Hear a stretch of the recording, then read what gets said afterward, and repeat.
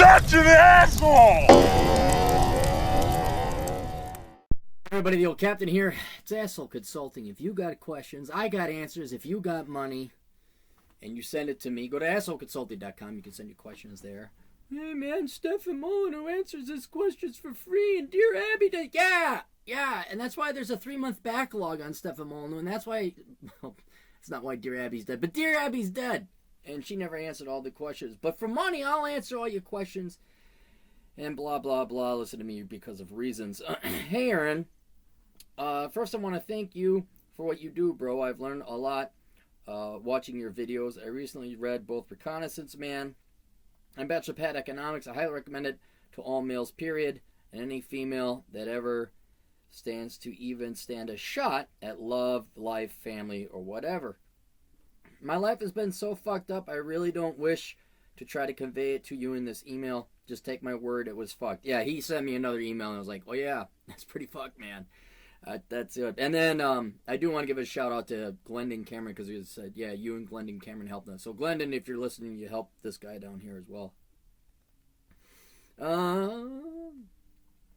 Where do we go? Anywho, I would love it if you would make a video about white female privilege, seeing as how I've heard about male privilege / white privilege enough to make me want to fucking shoot myself. I'm not going to, though.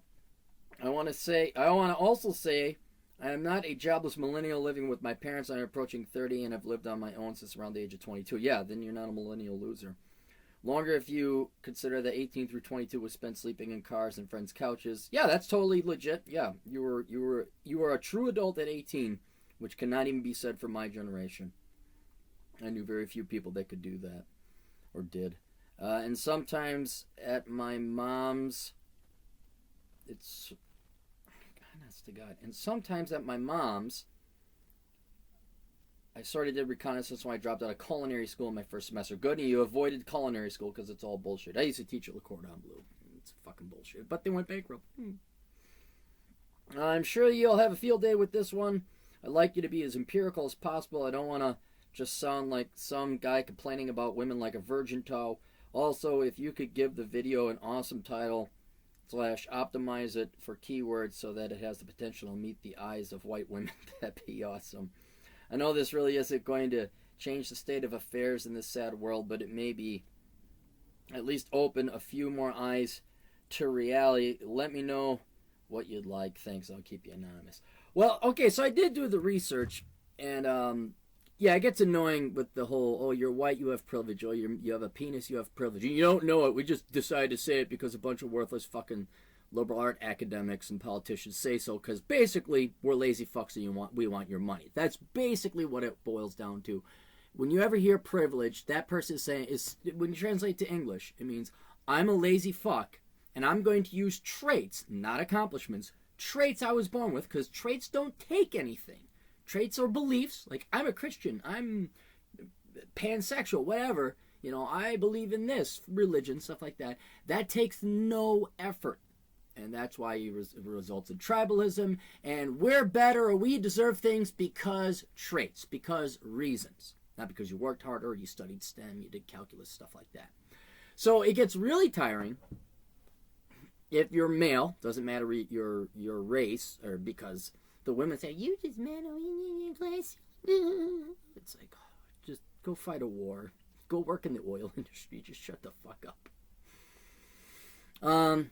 And then if you're white, it's like, oh, and you know all that. So we don't have to go over it. It's overkill anyway, and only real people don't believe in it, and other real people stand up to it. So then you get the juxtaposition, you get that quadrant, the white female, where they have probably the most prestigious of, they've lived better standards of living than as any group, aside from aristocracies and kings. They have lived the most pampered and spoiled life in the history of the world. Right. A lot of it has to do with a study that came out in New Zealand, where it showed the net production of males and females over time, and it was, based on it was their economic production minus government spending on people as they age, and the men, they net out to zero, so they show a cumulative, like obviously when you're a kid you're consuming more government and taxpayer resources. Then it goes up as you produce it, and I think it was like 25. That goes up until you retire and you start to withdraw, and then men net out to 0. Women, I'd have to look up the data again. I think it's like their net present value is like they consume $250,000 more than what they produce. And of course, you'd never see a study done like that in any other Western countries. New Zealand, I'm sure they buried it by now, but thank God we got screen clips of that. But then they get the benefits of living in Western society. We all and which has been built, created, innovated by who? Say it with me, guys. Us, men, with the pene. All right. So but somehow we're supposed to, and I do believe you should treat people equally. You have equal opportunity, but knock it off with this fucking equal outcomes policy. Anyway, so there's complaining and whining, starting with the lazy gals back in the fucking 60s and 70s. Oh, we're bored. Well, fucking go do something then. Join the military, work in a coal mine. I don't want to do that. I want to be a professor. So they get the easiest jobs. It's just typical whining and complaining. For people that it's no different than if you spoil a child. Western civilization, men, you've spoiled your women, and now they're just like rampant, entitled, spoiled little children throwing a temper tantrum and crying because I know you give them everything they want, they'll still complain. So anyway, that's generally what's happening. So let us take a look at some things. You want empiricism, so I did a little bit of research. And we're going to look at white women and how they are or are not privileged. You're going to be surprised. As women as a whole, white women are not actually that privileged, or in some cases they're deprivileged or disprivileged, disadvantaged, compared to their minority counterparts. And I'm just going to take out the male part of it, because we're just going to look at women, specifically white women. And we'll look at them in 1, 2, 3, 4, 5 general categories in terms of economics, jobs, careers, things like that. And how they are or are not advantaged over minority women, all right? And so in other words, the premise is women are privileged over men. It just is. Don't tell me about when men die 5 years before women do. We got to go off to war. We have higher death rates. It's just bullshit. It's just bullshit. We're the ones that do the hard work. We go major in STEM. We do the plumbing and the engineering. And girls all get to be fucking HR ditzes and fucking professors and school teachers. I'm an elementary school teacher. Fucking babysitters. They get the easy jobs. They even get jobs made. Complete jobs made for them. So they can have a feel. Oh, and marketing directors. And if they're living off of rich husbands, they can go write for Jezebel and XO Jane. First one, romantic. This is a very important category. For everybody, that's probably the most important category, who you fall in love with. God fucking damn it. Why is it like everyone decides, we're turning this off? Bear with me. Turning you off because I'm so fucking popular. I don't need to hear dings every time somebody forwards something. So probably the most important aspect of one's life is romantic, who you fall in love with. And there's this myth, and it is a myth, that white women are the most sought-after women in the world. And so I'm using the OkCupid study, where it shows you how many people send out messages to males versus females, and they broke it down by race and gender and all that other stuff. And when you look at when different types of women send out requests, what is the response rate from men? Based on their race as well. And there's kind of the shoulda, like Indians should be attracted to Indians, blacks should be attracted to blacks, whites should be attracted to whites, and that doesn't really hold. It's very and some really interesting things, especially if you're East Indian. Holy shit, I feel bad for you guys. Anyway, fucking F-15 flying over my goddamn head. Swear to God, fucking Christ. Anyway, white women have not just average, but significantly below average response rates in this OkCupid study, which runs contrary to what is popular opinion, that white women are the most sought after. Like, oh my gosh, jungle fever, the black guy is going after the white girl. Oh, well, yeah, but that's like the rap star or the football player chasing after a blonde bimbo cheerleader. The other thing you have to consider about this is that population-wise, in terms of population distribution, there are a lot more white people in the United States than others. This is the United States. So you're going to see, just because whites account for, 70%, 65% of the population, there's a lot more white women to date than there are black women, Hispanic women, or any other minority woman. So it's a mathematical thing where it's like, for example, this is one thing I like to look at statistically. They talk about white on white crime versus black on black crime versus black on white crime. They say, oh my gosh, blacks commit a higher percentage of black on white crime than proportionally should be. But if you look at it, you think about, well, there's more white people to commit crime against. In other words, you're throwing a dart at a board that is 65% white, 65% of the time, it's going to land on a white part of that board.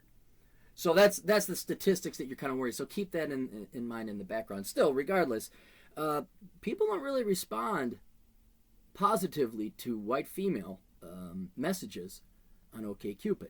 So whereas women as a whole have an advantage in the romantic department, despite being equals. Have I been asked out by a woman? Guys, have you been asked out by a woman? No. Why? Because that takes courage, and you got to put your heart on the line, and it takes rigor and challenge, and that's just, women don't have that. They want men to do all the work in that regard, but they're equal. Women in general, they have this advantage where they just get to sit, buy me shit, ask me out, I'm fabulous. And guys like, okay. But aside from that, white women do not have an advantage. There's no advantage to being white. There's just an advantage to being a woman, in this particular case for romantic. Careers. Here, affirmative action, once you get one trait, no one really cares. I know in some of the more leftist circles, it's a race to see who's the most privileged and disadvantaged, or not privileged, the most disadvantaged group out there. Are you not straight? Are you not male? Are you not binary? Are you disabled? Black women get an extra point. It's sad to see who can have the most traits. Not accomplishments, traits, and then that person gets the queen shit prize. But as far as employers are concerned, there's not a really... Once they get one, good, we got a minority, we're promoting minorities, we don't care. So, sure, you can see a black female get promoted, but there is no, oh, you're a female and you're Hispanic? Well, let's promote you. No, it's like, good, we got... Because they don't care. They just want the feds, and they want the virtue signal. Hey, look, we're minorities there. Get the fuck out. We don't care about what your gender or your sexual preference is. As long as we got one, as long as you're not a white male, that's all we care about, and that's kind of where it stops there. So again, there's no advantage over other women to being white when it comes to the career. Education. Here again, it's somewhat of a disadvantage because here, especially in academia, having the most traits, the non-traditional traits, that means you are queen bee and you win the shit prize trophy. So if you're female, yeah, you're going to get more scholarships that you can apply for. But if you're a black female or a lesbian or a black female disabled Muslim lesbian, oh my gosh, they can't wait to get you in. I mean, MIT, I think they had an article, or was it a report? How they're like, oh gosh, we can't get any people. There's just too many Asians and males and whites in this thing. It's like, yeah, maybe that's how it is, and that's who wants to study science. Maybe black, Hispanic, Muslim females don't want to go and, And then if you guys remember, the new Iron Man is this MIT girl who happens to be black. She has an afro. This is in the comic books. It's funny. It's cute. Anyway, but yeah, education here, it's an advantage to be a woman. Certainly an advantage to be a woman. But it ends there with your genitalia if you're white. There's no additional benefit you get from there. And then... what else? I forgot. No, I already talked about that with the careers. How all women get to have the cushy little easy careers, but it doesn't. No, all right. So we got that. Then government spending. We talked about this before, where the New Zealand study showed that women have more government money spent on them. They're net. Sorry, this is not to me a pejorative. This is meant to be descriptive, ladies. They are net economic parasites. They consume more resources than they spend. Of course, a lot of this makes sense. If you're going to be a mother, you know, you raise children. You can't work while you're raising children. Or you can, but you can outsource them. But then still have the government pay for everything. I love my children so much. My children, it's the number one thing. What is it? What does it say on the dating sites? My child comes first until I want to drop it off at daycare and fuck it and pursue my career becoming corporate lawyer woman chick. What's his name? Fuck it, I don't care. I'm a lawyer. I'm going to law school. I'm empowered. So, anyway, here, again, being white does not necessarily have an advantage. Minority women collect more and higher dependency on government services, EBT, WIC, whatever else. We could cite the New Zealand study. Go ahead, look it up, you know, for your local country in the West. But here again, being white and female, the white aspect does not provide you a benefit over the minority. It's a disadvantage. Now, that then addresses the one thing that kind of, I would say, ultimately, well, not ultimately matters, but compensates for the fact she's white. And where white women do have privilege, whereas in other institutions they don't, and that is economics, socioeconomics. White women tend to come from richer families. They tend to have a higher... So they may not collect the government check, but they'll fucking collect daddy's check. Guys, raise your hand when you dated some gal who racked her car around a tree that daddy just bought, and then, well, daddy just bought his little princess a new one. Cause that's my good little princess. Nothing's too good for her. Fucking dated 3 fucking bitches like that. Like, I mean, of course, they didn't last because, you know, well, 2 of them didn't want to go out with me. One because I was white, but this gal was Asian. The other one because I didn't make enough money. And the third one, I'm like, fuck you, get out of here. I was like 32. Went to pick her up. She's at her parents' home. She's still living at home. I'm like, what the fuck? Anyway, that's the advantage, the true privilege that white women have is, statistically speaking, not all of them, statistically speaking, they come from richer families. Daddy Warbucks is there making more money than the Hispanic, well, maybe not the Asian. Asian would probably be different. Black, Hispanic, mixed race, East Indian, whatever else. That's where white women definitely have their privilege. So whereas minorities might be collecting more government checks, they might have more benefits and affirmative action, be it academia, maybe employment. When it comes to the home, the house, the family, white women hail from richer families. And I'll tell you a little secret. Sometimes they're not rich. Sometimes daddy just likes to play being rich, and I've seen this working in banking, and they borrow a fucking shit ton of money to make it look like they're keeping up with the Joneses. I've seen that happen a couple times too. It doesn't matter, because here's the rule, guys, pay attention. Women don't know, or no, women don't care, and a lot of times they don't know the difference between debt or equity spending. They only care that you spend your money on them. All right, what that means is, if you have a gold digger, she doesn't care if you borrowed money to pay for that Mercedes. She doesn't care if you borrowed money to pay for her dinner. You're spending the money on her. And, you know, a lot of little suburbanite princesses, it doesn't matter what race in that card. If you're a spoiled suburbanite princess, you're a spoiled suburbanite princess and prince. They don't look at the family budget. They're not, Dad, what's your balance sheet look like? Oh, I see you have a revolving line of credit. Oh, our equity position's very low, Father. They're just like, Daddy... Oh my goodness, Daddy, I so want to major in women's studies at Middlebury. That's where all my friends are going, and I cannot go in state school at a public school. I know my grades are horrible, but Daddy, they said if you pay them $250,000, I can go ahead and get myself a bachelor's degree in women's studies. I need to get my master's, Daddy. And then Dad just fucking borrows all the money. It does it. Larger point. And this is a criticism upon white families, is how you guys all try and be Swipple and play with the fucking Jones. Nothing's too good for my daughter. I'll just bleed some more blood. 4th mortgage on the house, okay. Nothing's too good for my little princess. So that is where the real advantage comes from, is that the parents typically are richer. They do have a higher net worth. And I would say that they would also have the ability to borrow more money, not necessarily have it, but borrow more money to spoil their children rotten. And I've seen that happen. Probably, I'd have to estimate. Then this is regardless of gender, race, etc. Well, of the luxury vehicles you see out on that road, 95% of them are financed. 95% of it is bullshit. Okay, but when it comes to white people and white families, I'd say only 30 to 40% of those people actually have the money that they make it look like they have. Like, I just wrote a piece, not too long, but there's this fancy schmancy suburb in the Twin Cities, and this, on the outside, holy shit, these people look like, and then you find out, no, debt's up the wazoo. There was another one, I'll tell you another story, okay? This is stuff white people do, all right? You guys can vouch on this.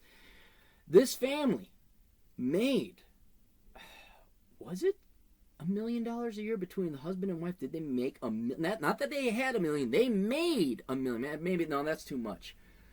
They made an egregious amount of money that neither you nor I nor anybody is ever going to have. Anyway, so shit ton of buku coin. They bought the house in the suburb, the neighborhood, and as a party to throw everything, because they have to keep up with the Joneses, they rented furniture. So they had a house built. They had their dream house built. They rented furniture, threw the party, and then returned the furniture. Now, you say, Aaron, why are they renting the furniture? And Aaron would say, because you find out they didn't have any money left. They were so fucking poor, money poor, financially poor, cash poor. They didn't have the money to buy the furniture. They had to go and rent it for one fucking night and then return it. This is the fight. You see one side of oh man, look at how much money. No, they don't make that much money. It's all, come on, housing crisis, housing bubble, you not know? Fucking Tom Petters, Denny Hecker, all these fucking fakes and frauds that you not know? And never mind. Anyway, so the larger point is, it doesn't matter whether the father is solvent, let's put it that way, whether the father has $8.7 million in equity on a $14 million balance sheet. If daddy will spend the money, whether he actually has it or he's borrowing it from the bank, little precious Tita, my goodness, she gets to go to Middlebury and major in some fucking leftist indoctrinating, woe is you, you're so oppressed as dad's paying for fucking everything bullshit.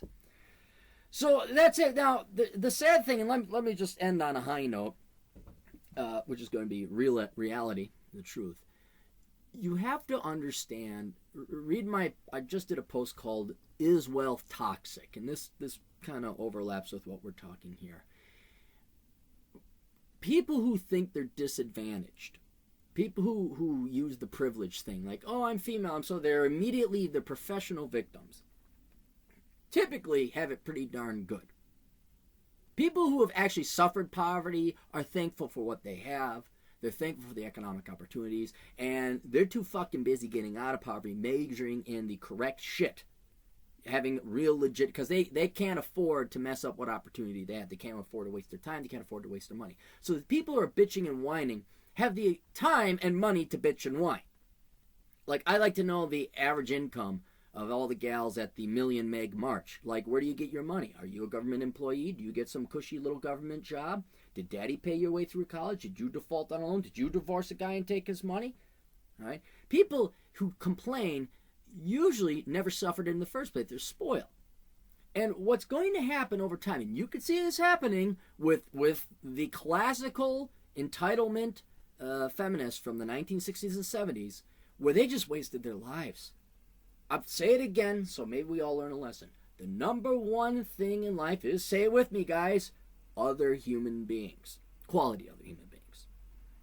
And if you look at the life of people who bitch and whine about privilege and racism, and that's all they do. I understand you get indoctrinated a little bit in school, and no one should be for racism, genuine racism or discrimination or sexism, etc. But if that's all their life is, or not even necessarily all their life is, but it's a key part of their life, is like, I'm a feminist and I'm fighting patriarchy. If they're like that, they will never attract quality people in their lives. They will never attract a man that can satisfy them in bed. Sorry, you're just not going to. They're not going to find a real man. They're probably going to push all the real men are going to be they're not going to enjoy financial stability. They're always going to be hoping for a government check. Your friends, who the fuck goes to a party and starts talking about, hey, could you imagine going to a leftist party and how lacking of fun, how boring that would be? Everyone just talking about fucking organic coffee and who has the most disadvantages and is the most disabled and privileged and paid. I mean, could you imagine if that's your life? Imagine what kind of life these people have.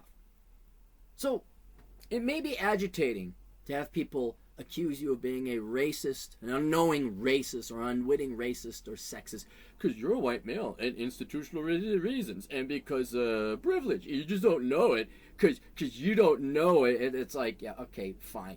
Think that may rile you up. You may want to break their face. Don't. Just stop and think, I got good friends. I got a job. You know, your email yourself, how you've turned your life around. You know what? You know what? If you came from that background, holy fuck, you know exactly. You ain't got time to be bitching and whining about privilege or racism. You know what's really important in life, and that is your time, your freedom, and your friends and your loved ones. All right. Now imagine these people when they get to be the age of these former 50, well, these current, but they're back in the day, the 60s and 70s feminists, who are now 80. They got nothing. All they got is 7 to 8 decades of bitching and whining about men. So realize that's their life. That's it. And they're angry and pissed off and frustrated because in their mind they think they're actively being discriminated against and oppressed when no one's lifting a fucking finger. Even with the government and everyone voting like, hey, let's give you some affirmative action. Let's give you a leg up. All right, fine, you don't have to work in the coal mines. No, you don't have to get drafted and get shot. No, don't worry about that life expectancy. No, we're gonna help you even more. Even with all that help, they're still bitching and whining, and they're still miserable people. Right? So, don't worry about them. Matter of fact, do what I do and take joy in it. Like, hey, look at this. Isn't this funny? Look at that person wasting their life. No, she actually believes she's oppressed because she is a white upper middle class female. And Dad finally cut her off. Yeah, because Paige, well, because he hates his daughter, because he's got a penis, because he hates the vajayjay. Right, yeah. Well, I know he paid for her all the way up to 30 and paid for her doctorate in sociology. And I know he allowed her to live back at home, and I know he paid for her credit card. But see, she's still oppressed by the patriarchy. Just think of it that way. Anyway, if you guys got questions, I got answers. Go to assholeconsulting.com, where I, the world's only professional asshole, will answer them for a fee. You can visit my blog, captaincapitalism.blogspot.com. We got some great books out there. Every guy should read these books. Worthless, Black Man's Guide Out of Poverty, Bachelor Pad Economics, Reconnaissance Man, and Curse of the High IQ. All available at Amazon.com. Oh, and the Clary Podcast. You can find that on SoundCloud.com. Just search CLAREY Podcast. Best of luck to all of you. Toodles.